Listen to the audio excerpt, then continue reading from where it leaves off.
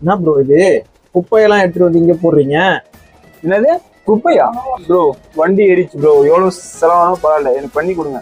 இந்த வேஸ்டான பொருளை ரெடி பண்ண சொல்றீங்க, இது எப்படி ரெடி பண்றது அப்படின்னு சொல்லணும்னு தான் நினைச்சீங்க.